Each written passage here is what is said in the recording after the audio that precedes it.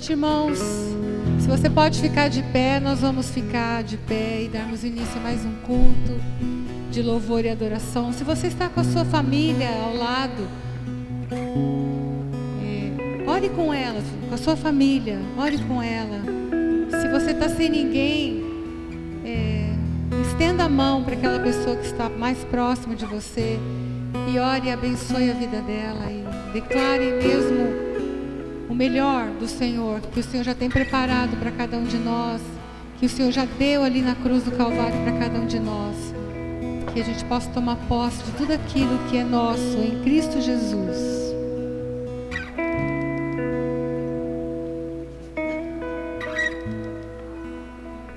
Amém. Jesus, recebe a nossa adoração, recebe o nosso louvor, a nossa gratidão nessa noite, Senhor, como igreja, como comunidade. Nós nos rendemos ao Teu Santo Espírito. Nós cantamos a Ti, Senhor, nessa noite, com todo o nosso coração e também com toda a nossa voz, com toda a nossa força. Nós Te amamos, Senhor. Muito obrigada, Senhor, por esse tempo como igreja. Aleluia.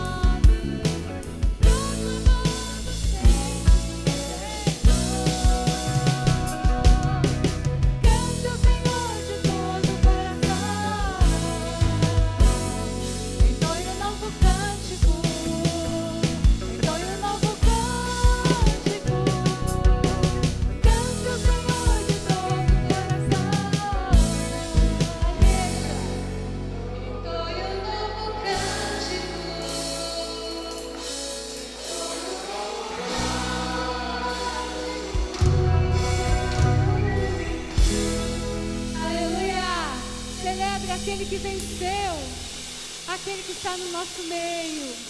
Aleluia. Aleluia, Senhor. Obrigado, Senhor, por tudo que o Senhor tem feito por nós naquela cruz, Pai. Nós temos vida e nós temos vidas em Ti, Jesus, somente em Ti. E nós exaltamos o Teu nome nessa noite, declaramos que não há outro além do Senhor. Que esse lugar, Pai, faz o Teu trono de adoração, de louvor, neste lugar, Senhor. Aleluia. Só Tu és digno, Senhor e Deus nosso, de receber a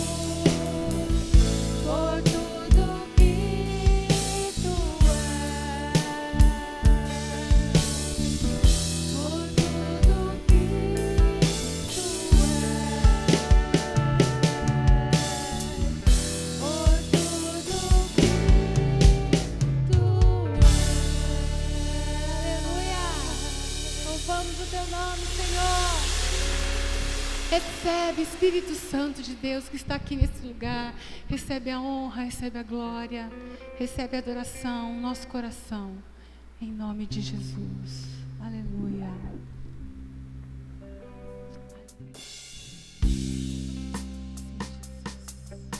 Espírito Santo de Deus, toma as nossas vidas. Enche-nos mais da tua presença, Senhor. Espírito Santo de Deus, que está aqui, que está em nós. Vem com teu poder, Senhor.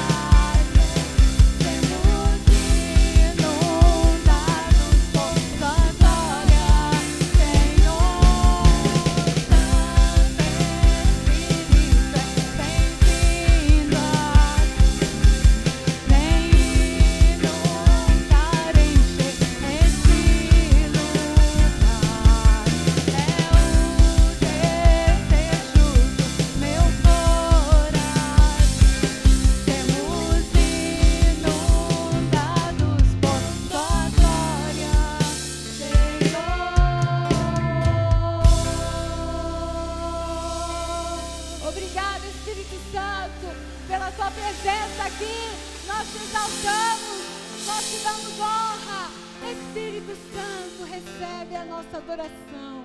Recebe o nosso coração. O nosso coração é teu, Espírito Santo. Obrigada, Senhor. Aleluia, Jesus. Obrigada, Senhor. No início era essa palavra, com Deus Altíssimo. Aleluia. O mistério de tua glória, Cristo em ti se revelou. Oh, quão lindo esse nome é! Oh, quão lindo esse nome é! O nome de Jesus, meu Rei. Oh, quão lindo esse nome é! Maior que tudo Ele é. Oh, quão lindo esse nome é! Nome de Jesus.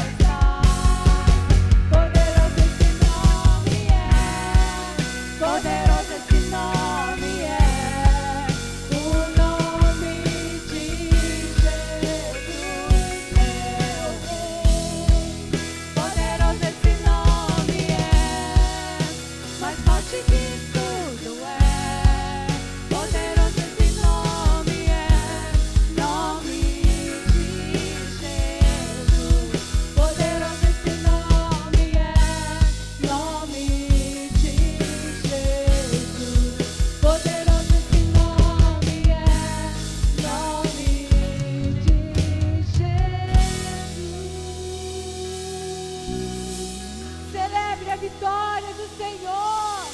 Ele é vitorioso. Você é vitorioso. Aleluia. Glória ao Senhor. Pastor Cleber. Graça e paz a todos. Eu tenho 3 avisos rápidos e depois nós vamos ter a oportunidade de celebrar o Senhor com nossos dízimos e ofertas. O primeiro é sobre mini gentileza. Nós temos uma caixa lá atrás, queremos que você sempre se lembre, se você tem algo para oferecer de mini sabonete, pasta de dente, nós temos uma doação que nós fazemos para pessoas que estão na rua, de produtos de higiene. Você pode colocar numa caixinha lá atrás. Também temos algumas cestas ali atrás, umas cestas de gratidão. Você pode também, de alguma forma, contribuir para tentar levar uma daquelas cestas e também colaborar com a comunidade. Muito bem, a palavra de Deus fala sobre a nossa atitude de render a Ele todas as coisas. Nós temos na palavra de Deus vários textos que falam sobre a atitude de generosidade que nós devemos ter. A palavra de Deus também fala em 2 Coríntios que os recursos que Deus nos deu são sementes que nós temos que semear, e quanto mais semeamos, mais colheita teremos, é o que diz o texto, 2 Coríntios. Nós já lemos, você conhece esse texto, e nós vamos dar a oportunidade então você trazer sua oferta, a sua doação, a sua contribuição aqui na frente, em meio a louvor e adoração. Em seguida nós temos a palavra do pastor Jimmy. Eu gostaria de orar então, grato a Deus por essa oportunidade. Pai, muito obrigado por podermos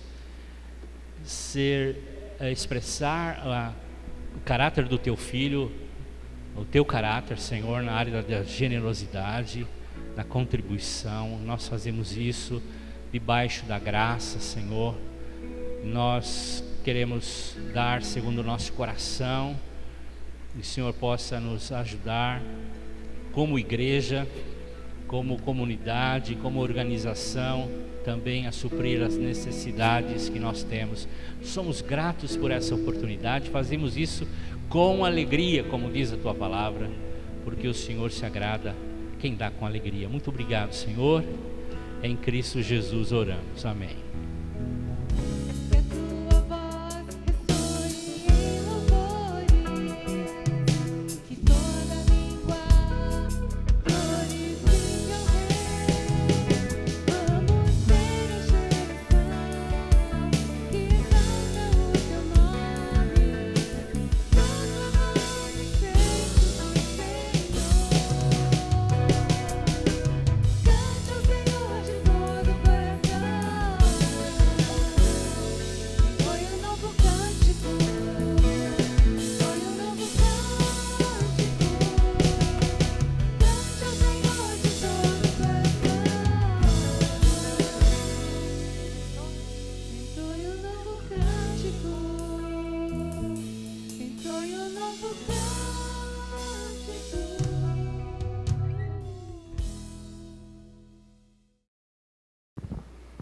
Boa noite, irmãos. A graça e a paz do nosso Senhor Jesus seja com cada um de nós, amém? É muito bom reencontrar-nos, poder ver os irmãos e saber que os outros ainda nos estão assistindo pela internet. Queremos que em breve todas as situações se normalizarão e poderemos estar todos juntos louvando ao Senhor aqui. Antes de começar, eu queria mais uma vez orarmos ao Senhor. Quero que você inclinasse os rostos e nós oremos a Deus nesta noite. Pai, em nome de Jesus Cristo, nós queremos te dar graças por tua imensa misericórdia, por o grande amor que tu tens derramado na cruz para nos salvar. Obrigado, Senhor, pela tua presença em nossas vidas e em nosso meio. Senhor, nós te agradecemos por este momento tão especial que tu nos proporciona, que podemos estar juntos, meditando e refletindo sobre a tua palavra, acreditando profundamente que teu Espírito Santo, Senhor, nos conduz a toda a verdade. E nesta noite, Pai, que tua palavra possa vir a nosso encontro, ser semeada em terra boa e ela possa produzir frutos em nossas vidas. Graças te damos, Senhor, em nome de Jesus. Amém. Querido, abra sua Bíblia lá no livro de Colossenses. Nós vamos dar continuidade. E nós já estamos chegando ao fim. Esta será a última mensagem sobre o livro de Colossenses. E nós falaremos a partir do verso 18 até o final, tá? Obviamente não vamos ler o texto todo porque é bem extenso, mas vamos a ir citando alguns versículos que são importantes mencioná-los esta noite.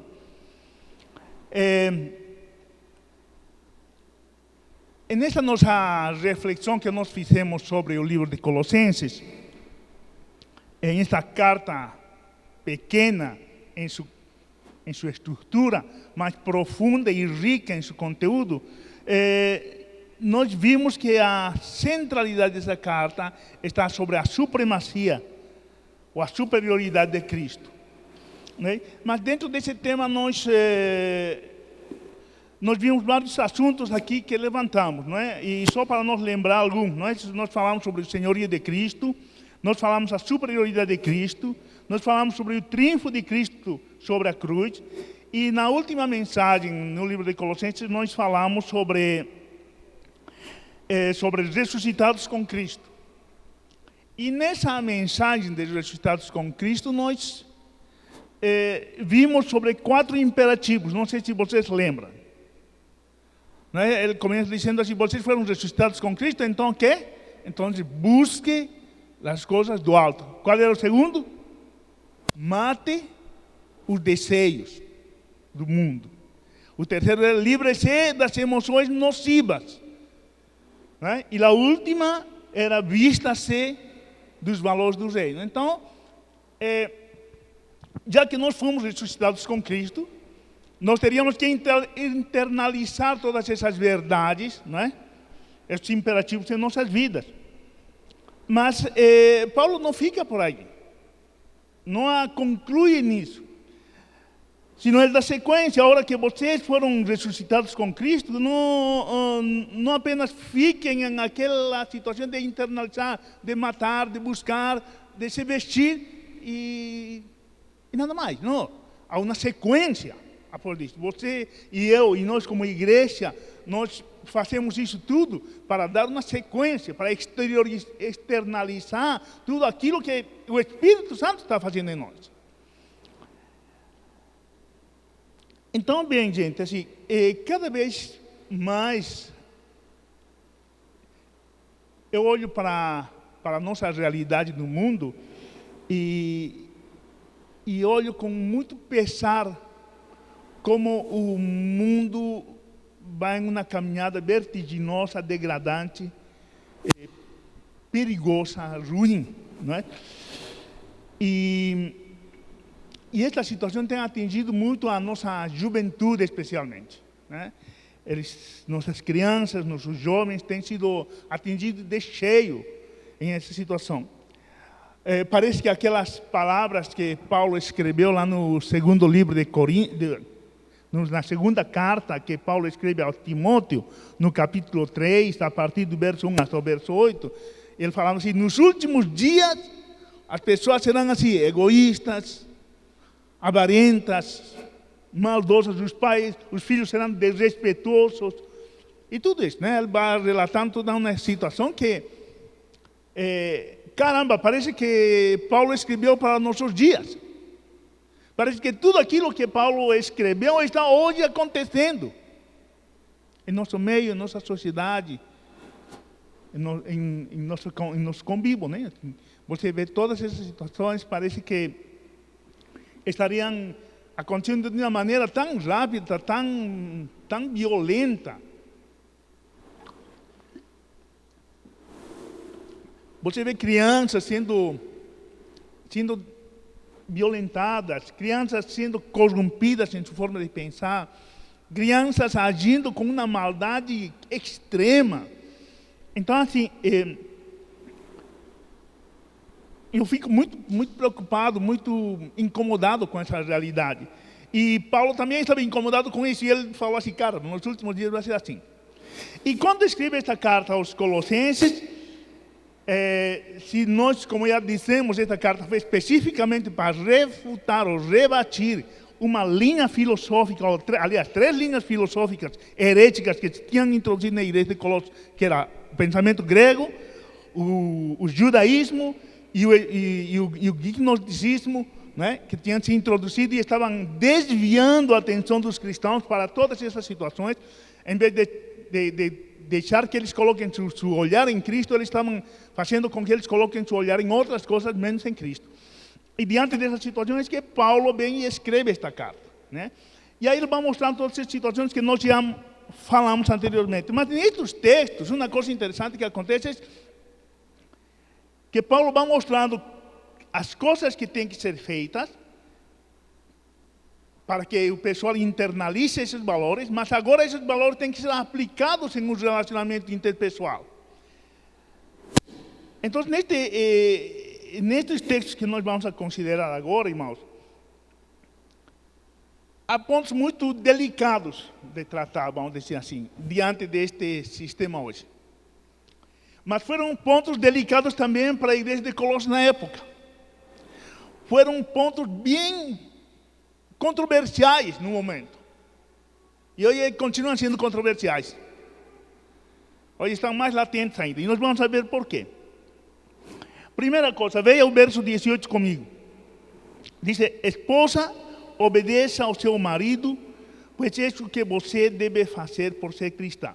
Então, primeiramente, o poder da ressurreição, que é o título desta mensagem, desta última mensagem, é o poder da ressurreição de Cristo nos dá para manifestar-nos, né, para nos expressar o poder da ressurreição, nos dá toda a autoridade, toda a graça para poder deixar transcender, para deixar fluir essa graça e alcançar as outras pessoas. Então, uma das primeiras coisas que o poder faz é que as esposas obedeçam a seus esposos. Então, uma pessoa que é ressuscitada em Cristo, uma mulher que é ressuscitada em Cristo, a primeira situação que ela expressa como fruto de sua ressurreição em Cristo é sua obediência a seu cônjuge. Agora, só para lembrar, irmãos, antigamente, as mulheres eram exigidas total entrega aos serviços domésticos, tá? Era exigido da mulher total serviço doméstico. Mas também era exigida a abstinência do prazer sexual. Então, a mulher era um objeto de relacionamento sexual, porém ela não poderia ter prazer sexual. Essa é uma realidade ainda hoje em algumas comunidades, em alguns grupos na sociedade do mundo hoje. Você deve conhecer, eu conheço, especialmente entre a comunidade afgana, lá no Afeganistão, e em outras comunidades árabes, ainda essas situações são reais, vamos dizer assim. Você vai ver que há ainda, como se diz, não é bem castração, uma circuncisão na mulher, não no homem. Não é? A mulher é retirada do clítoris da mulher, quando criança ainda, justamente para que ela não tenha prazer sexual. E isso acontecia na antiguidade. Então, isso era uma realidade naquela época que Paulo está escrevendo isto. E ele está dizendo assim, as mulheres devem obedecer a seus maridos. Porém, essa palavra não quer dizer, em hipótese alguma, que a mulher, primeiro, é inferior ao homem. De jeito nenhum. Paulo não está falando isso. Aliás, se você volta um capítulo antes, você vai ver que Paulo diz que em Cristo não há mais grego, judeu, nem escravo, nem preto, nem branco, todos são iguais. Tanto mulher quanto homem. Então não há diferenciação nesse sentido. E Paulo não está falando de que a mulher seja inferior. Apenas está falando de uma situação de posição. Está de posicionamento dentro do lar. E o grande problema é que quando a mulher não está interagindo nesse nível com o marido, ela causa um desequilíbrio. Quando ela não entende que o marido é o cabeça da casa e ela não presta essa submissão, não presta essa obediência, preste bem atenção, é obediência no Senhor, tá? Não é obediência a qualquer coisa. Então, assim, quando não há essa submissão, obviamente vai haver um desequilíbrio, uma desarmonia ao interior do lar. Venham dois exemplos, por exemplo, um no Antigo Testamento. Acabe tinha uma esposa chamada Jezabel. Acabe era o rei, Acabe era quem deveria dirigir a nação e deveria dirigir sua casa. Mas quem que mandava na nação? Quem dirigia a sua casa? Era a mulher. Era Jezabel. E ainda esse espírito de Jezabel, muitas vezes se infiltra, entra no meio dos lares, querendo tomar conta dessa situação, trazendo um desequilíbrio, trazendo desgraça.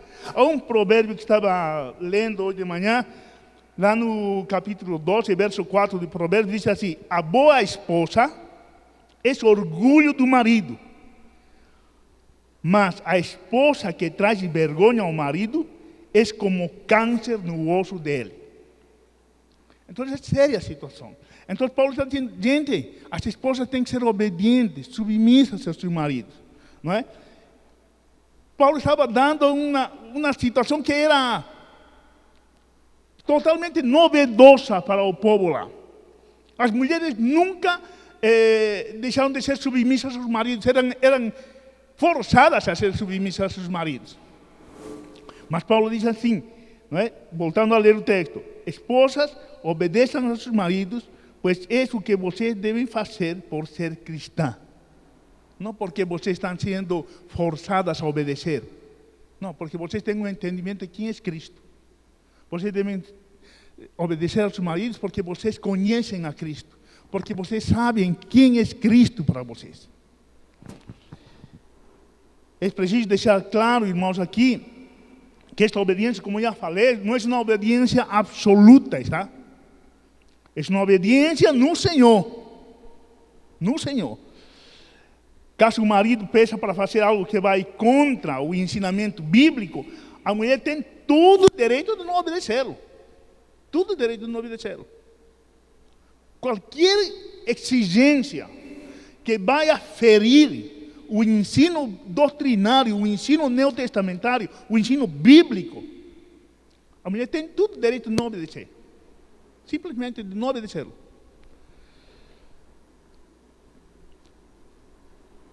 Então, a mulher que foi ressuscitada por Cristo tem o poder e a graça necessária para obedecer seu marido, seu cônjuge no Senhor.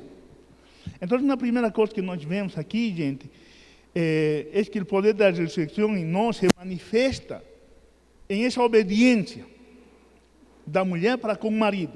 Mas ele continua, o versículo 19, olha só o que diz: marido, ame a sua esposa e não seja grosseiro com ela. Agora o mandamento que Paulo dá é ao marido. E que ele tem que amar a sua mulher e tratá-la com toda bondade. O efeito prático de todas as leis e costumes matrimoniais, vamos dizer assim, da antiguidade, era que o marido se transformava em um ditador, vamos dizer assim, em um tirano, em um cara que era indiscutível. A sua palavra era a verdade e ninguém mais podia discutir. Então a mulher não tinha opção de dizer nada, né? A mulher não passava de uma empregada, de uma escrava. E a função da mulher, em esse caso, apenas era de procriar e cuidar dos filhos. E suprir as necessidades que o marido tinha. Agora Paulo está trazendo uma nova perspectiva para os cristãos de Colossos. E diz assim, cara, maridos, vocês devem amar suas esposas e não ser grosseiros com elas. Se nós voltarmos um pouquinho atrás, a carta anterior, a carta que Paulo escreve para os Efésios, e ela aborda o mesmo assunto, ele diz, maridos, vocês devem amar suas esposas como Cristo amou a igreja e se entregou por ela. Então, a responsabilidade do marido é bem diferente com relação à mulher. A mulher deve obediência ao marido.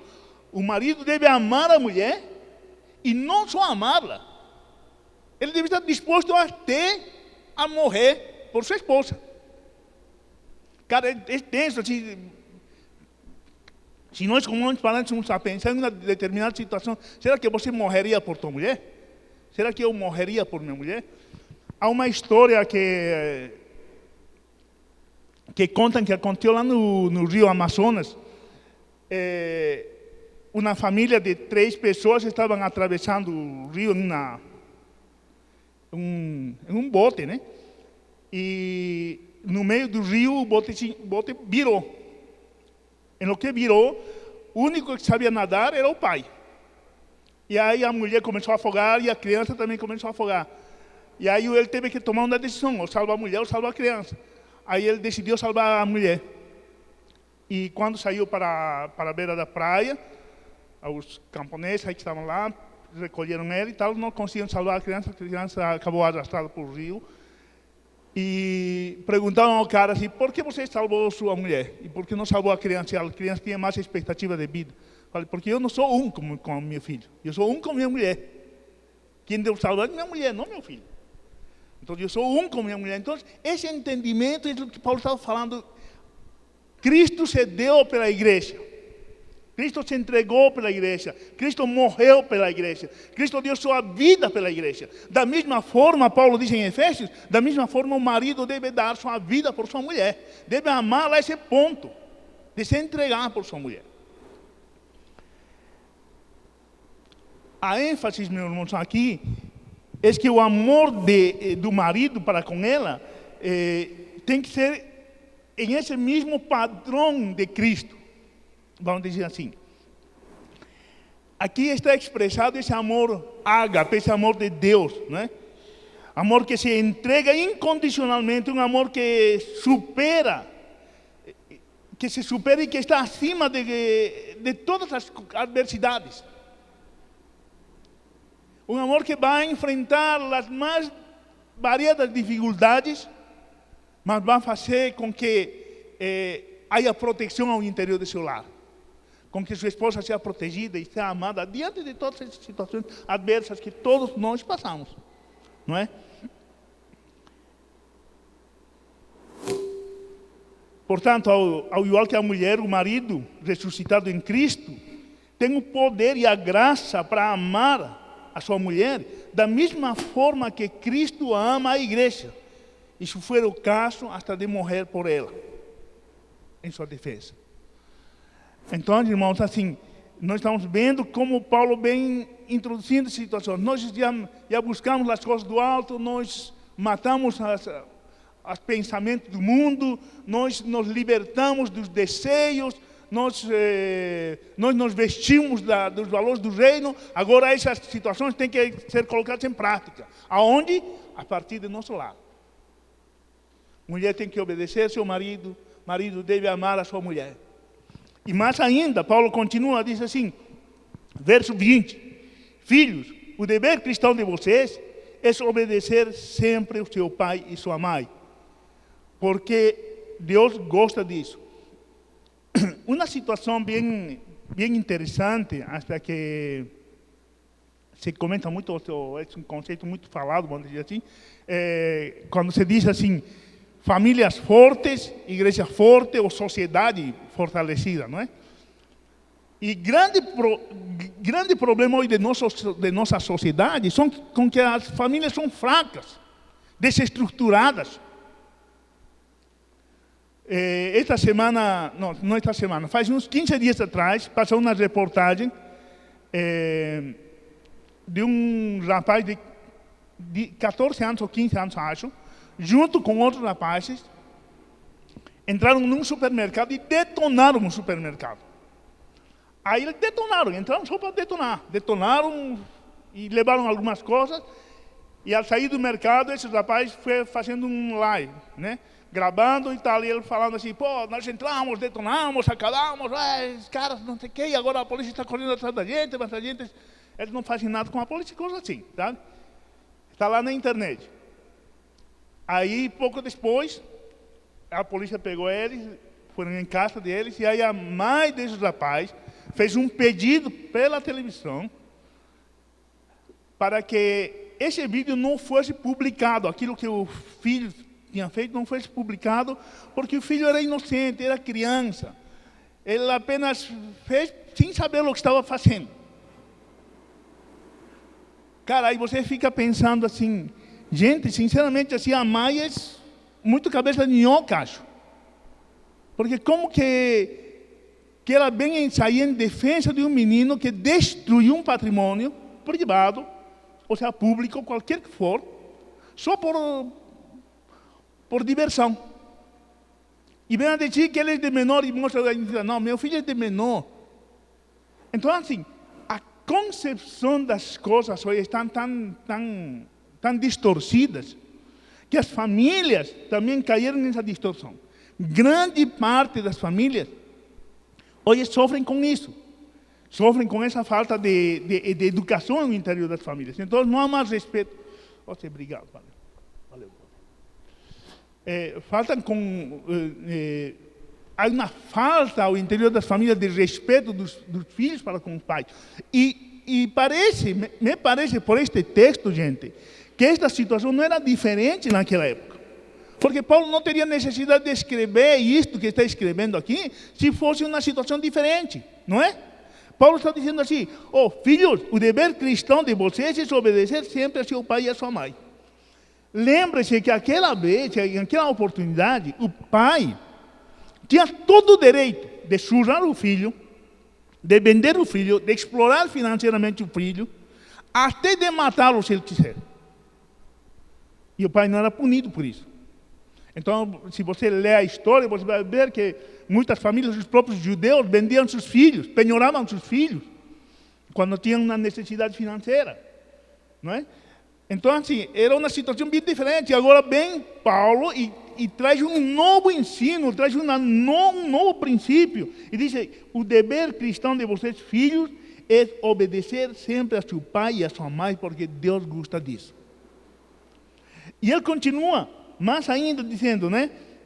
Verso 21, pais, não irritem a seus filhos, para que eles não fiquem desanimados. Esta palavra, gente, assim, irritação, não é fazer bullying dos filhos, não é fazer coisas assim, senão a palavra certa para essa tradução é desmotivação ou desencorajamento. O que Paulo está dizendo assim, não desencoraje seu filho, não desestimule seu filho. Nós muitas vezes temos uma situação ruim nesse sentido em nosso relacionamento com nossos filhos, de vermos que eles erram e nós criticamos os erros que eles cometem com muita mais facilidade de valorizar as situações que eles realizam. Então, nós temos que mudar, e Paulo está mudando aquele enfoque de situação. Valorize seu filho, encoraje seu filho. Não é? Mas, gente, esse encorajar e valorizar os nossos filhos implica em disciplina, em correção, em mostrar o caminho certo para nossos filhos. Hoje nós temos problemas sérios na nossa sociedade porque filhos não foram instruídos dessa forma. Grande parte dos meninos não tem limites, não tem horários, não tem nada. Eu todas as terças-feiras estou na casa de recuperação, né? Ministrando com o pessoal lá, conversando com a galera. E dentro desse grupo tem um rapaz que é chinês. Esse rapaz, a família dele, o pai dele faleceu e a mãe dele casou com uma segunda vez. E ele não teve um entrosamento legal na família, na segunda família, vamos dizer assim, né? E este rapaz a mãe casou, fez sua vida e o menino ficou meio de lado, né? E aí o que fizeram com o menino? Aí enfiaram um brinquedo para o menino, né? Videogame, play, não sei o que, não sei quanto, e o menino foi crescendo com isso. Esse rapaz está com 25 anos, acho. O cara fala 4 idiomas. Fala chinês, cantonês, fala mandarim, fala inglês, fala espanhol e fala português. Aliás, 5 idiomas fala o rapaz. Um rapaz assim, inteligente.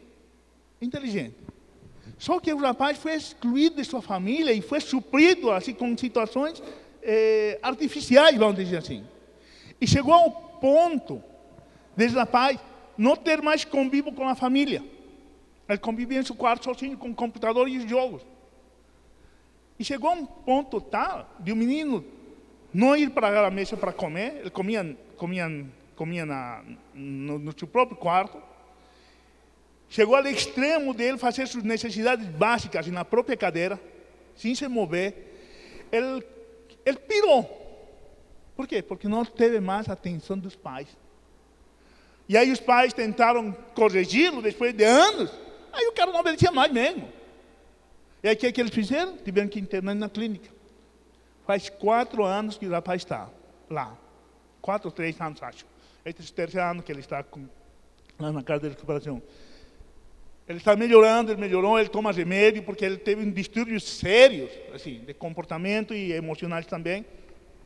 Mas o que quero dizer com isso, irmãos?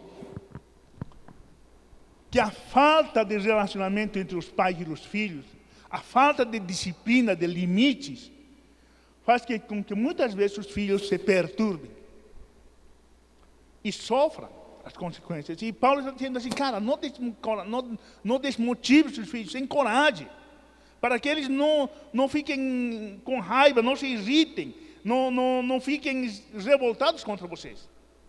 Né? Encoraje seus filhos, mas dê disciplina. Filho precisa de disciplina, precisa de direção, precisa de orientação, precisa de tua presença. Nós falhamos muitas vezes como pais nesse aspecto, mas nós temos que nos corrigir. Quando nós lemos a Bíblia, nós temos que ver, nós fomos ressuscitados com Cristo para isso.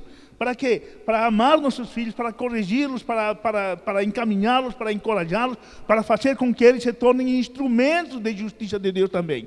Para que eles se tornem agentes de transformação também. Não apenas para que sejam bem-sucedidos na área intelectual, na área social, na área profissional, não. Para que eles sejam instrumentos de Deus em este mundo. E você e eu precisamos encorajá-los a orar, encorajá-los a ler, encorajá-los a buscar a Deus, encorajá-los a vir à igreja, né? Encorajá-los, animá-los, motivá-los a que isso aconteça. Muito bem, então, irmãos. E uma última coisa com relação aos relacionamentos interpessoais que Paulo vai abordar aqui, é o relacionamento entre escravos e senhores, ou a submissão, não é? Submissão e justiça. Versículo 22, diz assim: escravos, em tudo obedeçam àqueles que são seus donos aqui na terra. Não obedeçam só quando eles estiverem vendo vocês, procurando com isso conseguir a aprovação deles, mas obedeçam com sinceridade por causa do temor que vocês têm pelo Senhor. O que vocês fizeram, façam de todo o coração, como se estivessem servindo ao Senhor e não a pessoas. Lembrem-se que o Senhor lhe dará como recompensa aquilo que lhe está guardado para seu povo, pois o verdadeiro Senhor que vocês servem é Cristo. E quem faz o mal, seja quem for, pagará o mal que fez. Pois quando Deus julga, Ele não faz diferença entre as pessoas.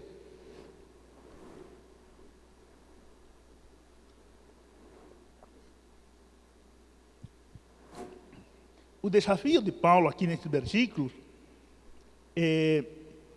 recai diretamente sobre os escravos. Parece que a comunidade dos Colossos era uma comunidade que tinha mais escravos, vamos dizer assim. Porque a grande parte do texto é mais dirigida aos escravos, né? E ele dá uma direção aos escravos e diz assim, cara, sirvam a seus senhores, não apenas quando eles os veem e façam da melhor forma quando eles estão vendo, mas em todo momento sirvam a seus senhores como se estariam servindo a Deus, seja que eles estão vendo ou que não estão vendo.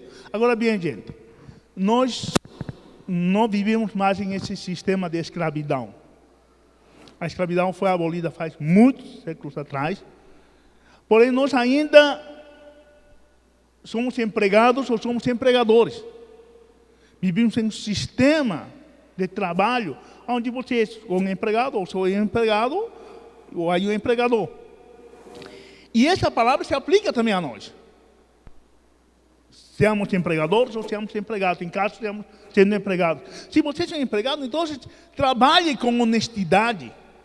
Faça as coisas, não esperando receber elogios das pessoas apenas, mas faça as coisas com alegria, como se você estivesse fazendo mesmo para Deus. Mesmo para Deus. Porque nós temos que entender uma coisa, gente, em esse negócio de serviço. Se eu venho aqui e estou servindo ao Senhor enquanto eu prego a palavra, e eu venho a pregar a palavra de uma maneira medíocre, sem ter estudado, sem ter lido, sem ter meditado, sem ter me esforçado, e faço isso só quando me estão vendo, faço isso quando alguém está perto, abro minha Bíblia quando... Será que vai agradar a Deus? Primeiro que não vai agradar a Deus, segundo não vai trazer o resultado nem o benefício necessário e agradável para os irmãos. Não vai ser legal para os irmãos. Não vai ser proveitoso para os irmãos. E é o mesmo em todas as situações. Seja onde você trabalhar, se você é professor, se você é aluno, faça seu trabalho, faça seu dever, faça sua obrigação com a maior qualidade possível, como para o Senhor. Não apenas para mostrar para os outros que você é melhor, mas para você produzir aquilo que está fazendo, seja de excelência. E a pessoa que vai usar ou vai absorver aquilo, fique feliz com aquilo que você está produzindo. Um determinado dia, chegou um sapateiro e perguntou para o Lutero o seguinte. A pergunta do sapateiro foi assim: como servir a Deus e ser um cristão melhor? Aí Lutero respondeu: faça um bom sapato e venda por um preço justo. Isso também se aplica à nossa vida relacional como trabalhadores, como empregados e como empregadores. Não é? Os donos dos escravos, diz o versículo 1 do capítulo 4, donos de escravos, sejam justos, honestos na sua maneira de tratar seus escravos. Lembrem que vocês também têm um Senhor no céu.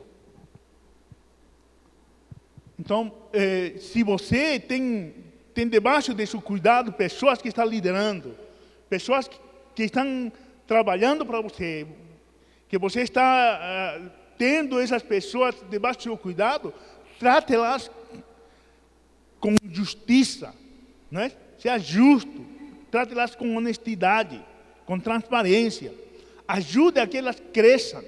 Não há mais diferença entre você ser líder e o outro não ser líder. Somos todos iguais, gente. Apenas isso é um cargo, apenas isso é uma função, em termos de direção, de direcionamento, isso não define nada diante de Deus. Diante de Deus todos nós somos iguais.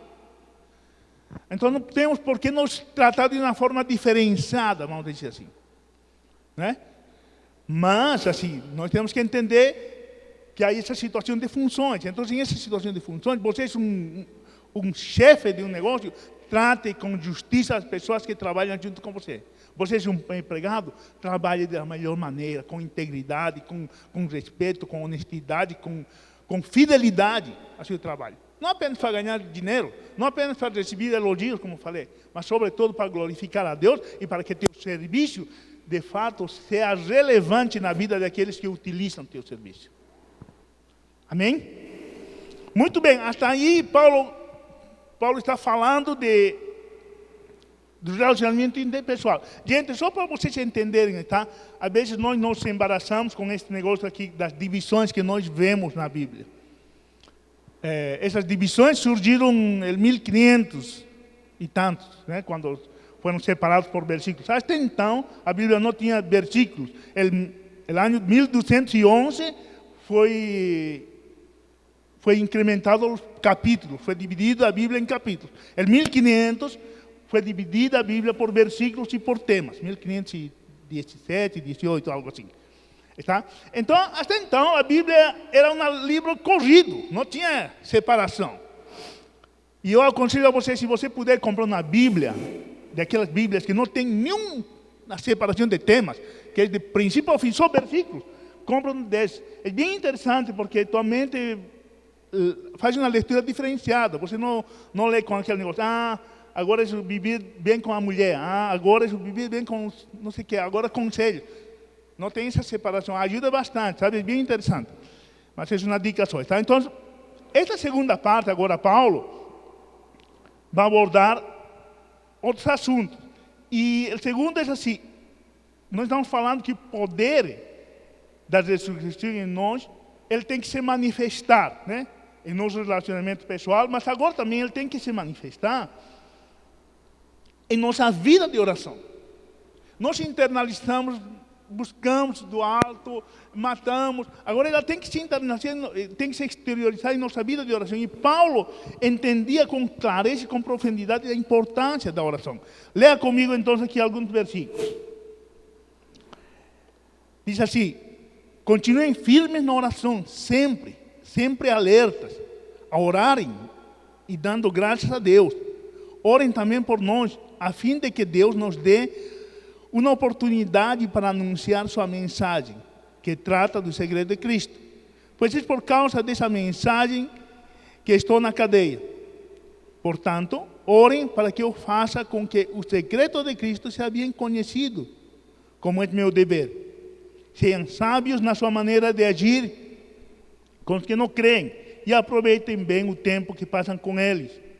Que as conversas sejam agradáveis e de bom gosto, e que vocês saibam também como responder a cada pessoa.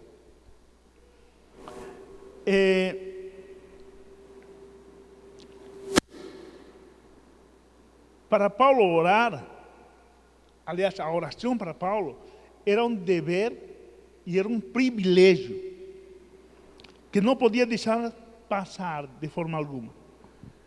Por isso ele iniciou sua carta, se vocês lembram, ele iniciou sua carta dos apóstolos orando por eles. Agora ele chama os colossenses e diz assim: cara, eu já orei por vocês, agora eu quero que vocês fiquem firmes e orem. Orem sempre, fiquem firmes na oração. Agora fiquem ligados, fiquem antenados, fiquem vigiando. Observem as coisas que estão acontecendo. Orem, vigiem, observem, orem, vigiem, observem. E vocês vão ter discernimento do que está acontecendo aqui dentro. Não vão precisar que eu esteja escrevendo a respeito dos gnósticos, das outras heresias. Vocês vão ter uma revelação disso. Mas vocês precisam ficar vigiando, orando e, sobretudo, sendo gratos por aquilo que Cristo fez por vocês na cruz. Segunda coisa que ele disse, sim, é que eles deveriam orar por Paulo. E isso é uma coisa interessante, gente, como a gente perde a noção disso. E não que os colossenses teriam perdido a noção dessa realidade, mas Paulo faz uma ressalva nesse sentido da oração. E ele diz assim: vocês têm que ficar firmes na oração, vigiando e dando graças. Mas também, diz ele, né? Mas também eu queria uma coisa. Eu queria que vocês orassem por nós. Sabe, gente, essa semana estava conversando com alguns irmãos na minha célula. E vendo assim, quantas vezes os irmãos se têm preocupado de orar pelos pastores. Em seu tempo de oração, qual é o período, o tempo, você como célula, como igreja, que vocês têm gastado para orar pela gente? A tarefa que a gente desenvolve é difícil, é complicada, é desafiadora. Tem uma série de envolvimentos espirituais nela. E a gente precisa, e Paulo sendo o apóstolo, Paulo sendo o cara, entre aspas, o vamos dizer assim, cara cheio de Deus, sabendo de lo que ele era, conhecendo Deus da forma que ele conhecia, ele não tinha nenhuma vergonha de dizer: gente, preciso que vocês orem por nós. E ele poderia pedir: sabe o que, gente, eu estou aqui na situação perene, estou aqui preso, algemado, eu queria que vocês orassem para que as correntes da prisão se arrebentassem, se abrissem e eu saísse. Não, ele não. Olha só o pedido de Paulo. Diz: orem também por nós, a fim que Deus nos dê uma boa oportunidade para anunciar a mensagem que trata dos secretos de Cristo. Paulo, o único que estava pedindo é uma boa oportunidade para ministrar, para levar à frente o Evangelho. De repente as próprias polícias, de repente as próprias guardas, de repente as próprias seguranças, de repente as pessoas que o rodeavam, que visitavam, não é? Mas Paulo não pede assim, orem para que eu fique liberto, orem para que o cara seja próspero, orem para que eu tenha grana e pague aqui os juízes e saia. Não tem isso. Então, gente, assim, nós precisamos que vocês orem pela gente também. A gente precisa da oração dos irmãos, não é? Para que nós possamos também com graça anunciar esse evangelho, para que Deus possa nos dar a oportunidade de poder levar esse evangelho para frente, levar a comunidade para frente. Mas uma coisa Paulo também ressalta aqui, diz assim, mas enquanto os colossenses oravam pelo sucesso de Paulo na sua tarefa evangelizadora, estes também precisavam de quê? De pregar. Aí Paulo disse, cara, olha só, vocês vão orar pela gente, mas é o seguinte, olha só o que disse, sejam sábios, não é? Versículo 4, portanto, orem para que eu faça com que o segredo de Cristo seja bem conhecido, como é meu dever. Beleza. Agora 5. Sejam sábios na sua maneira de agir com os que não creem e aproveitem bem o tempo que passarem com eles. Que suas conversas sejam sempre agradáveis e de bom gosto e que vocês saibam também como responder a cada pessoa. Enquanto eles estavam orando por Paulo, e estavam orando, e estavam agradecendo, eles deveriam também estar orando para que Deus eles também dê a oportunidade de que eles pudessem pregar o Evangelho, não é? Através desse comportamento, com palavras sábias, com palavras que vêm de Deus. É necessário que cada um de nós possa estar permeado da palavra de Deus em nossas vidas. Nós temos um monte de pessoas que nos rodeiam, que nos cercam, amigos, vizinhos, parentes e tantos outros, que não conhecem a Cristo e que precisam ouvir do Evangelho. E você é um instrumento de Deus para que eles ouçam. Então, ore para que Deus use. Ore para que de seus lábios saiam palavras boas, palavras agradáveis, palavras que possam levar as pessoas a refletir na vida. E de repente tomar uma decisão, de repente ser tocada por Deus. Que o Espírito Santo de Deus possa usar a tua vida para que através de tua pessoa, o Espírito possa alcançar a outra vida.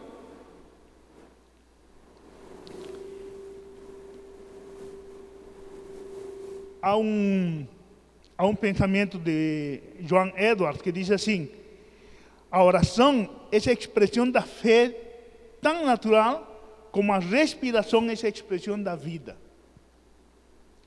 A oração é a expressão de fé tão natural como a respiração é a expressão de vida. Então, isso tem que ser uma coisa natural, gente. Mas, assim, muitas vezes nós negligenciamos de orar. Nós só oramos quando nos chamam para orar. Nós oramos em situações simplesmente difíceis, a vezes. Quando estamos em uma necessidade, quando alguém está passando mal, quando há uma situação X, aí nós buscamos e oramos. Mas esse não deve ser nosso hábito. Esse não deve ser nosso estilo. Nós precisamos de orar todos os dias, cada momento. Paulo diz, ore sem cessar, ore sem parar enquanto você está caminhando. Mas precisamos também estar unidos orando. Precisamos em nossas células nos reunir e orarmos. Termos um tempo de oração. Precisamos fazer isso. Então, gente, só para concluir aqui. Podemos dizer então que lares onde o poder da ressurreição de Cristo é presente, são lares fortes, são lares sólidos, que por sua vez vão trazer sustentabilidade, fortaleza, tanto à igreja quanto à sociedade. E isto tudo é um fruto constante da comunhão íntima que cada irmão tem com Cristo. Só nós poderemos experimentar e ter uma real experiência de vida com Cristo quando somos ressuscitados, mas esse fato que acontece da ressurreição de Cristo em nossas vidas, quando Ele transcende em nossos relacionamentos, nós vamos poder ver quão poderoso Ele é. Quando você está tratando sua esposa, quando sua esposa está se relacionando com você, quando vocês, marido e mulher, estão se relacionando com seus filhos, quando você que é dono de uma empresa está tratando seus empregados, quando você que é empregado está servindo, né? Trabalhando com excelência, quando você que é membro desta comunidade, é membro do corpo de Cristo, é membro do Filho de Deus, está orando, intercedendo, entendendo o que está acontecendo, se importando com aqueles que estão na frente, não é? E aproveitando todos os momentos. Então, você poderá ver o poder da ressurreição agindo através de você e alcançando outras vidas. Amém? Eu queria que nós nos colocássemos de pé e tirássemos uns minutos para orarmos ao Senhor nesta noite. Podemos fazer da mesma forma que a Edileuza de repente fez ao início, né? Separamos um grupinho de 3 pessoas para não aglomerar, mas reunimos para orar, e eu queria só colocar alguns motivos básicos para nós orarmos esta noite. Primeiro, orarmos pela situação política do Brasil. Nós temos as eleições e gostaria que nós orássemos por essa situação e por nossos governantes. Segunda coisa que nós precisamos orar. Orarmos por nossa comunidade. Orem por nós como pastores. Orem pela liderança. Não é? E terceiro, vamos orar por os irmãos como um todo, por aqueles que possam, porventura, você lembrar que estão enfermos, que estão com alguma situação. Vamos fazer esses 3 motivos de oração apenas, beleza? Vamos orar? Amém, Senhor, nós te louvamos. Graças te damos, Senhor, por teu grande amor, por teu poder, por tua majestade, por tua grandiosidade. Obrigado, Senhor, porque o poder de tua ressurreição tem transformado nossas vidas. Oramos, Senhor, para que tudo aquilo que tu nos tens falado, possamos aplicar em nosso dia a dia, em nosso cotidiano viver. Ó Deus, que possamos amar nós como esposas, nossas esposas, da mesma forma que tu nos amaste, e nossas esposas possam obedecer a gente, Senhor, da mesma maneira que a igreja te obedece. Pai, é nossa oração, que nossos filhos possam ser educados no caminho do Senhor. Oramos, Senhor, para que esta nação possa alcançar tua graça. Senhor, que tu possas estar cobrindo, protegendo a liderança desta nação. Tenha misericórdia, Senhor. Essas eleições, que o Senhor possa se manifestar com poder e colocar as pessoas que tu queres, que tu já tens designado. Senhor, que tu tragas essas pessoas para que tragam justiça, paz, harmonia a esta nação, Pai. Pai, oramos por nossa comunidade. Peço que tu abençoes a vida dessa comunidade, de cada membro, Senhor. Ó Deus, tenha misericórdia dos pastores. Nos dê graça, Senhor, nos dê sabedoria para poder compartilhar teu amor, Senhor, com os irmãos, para poder servir esta comunidade com graça, com amor, com entrega total, em nome de Jesus, Pai. Ah, Deus, abençoe, Senhor. Abençoe cada irmão desta comunidade que por qualquer situação está passando necessidade, ou está em uma situação de doença. Estende tua mão, traz cura sobre aqueles que estão doentes, Senhor, nesta noite, em nome de Jesus Cristo, Pai. Em nome de Jesus. Amém, queridos. Que Deus nos abençoe, que tenhamos uma boa semana, que Deus guarde a vida de cada um de vocês e lhes dê vitória. Amém.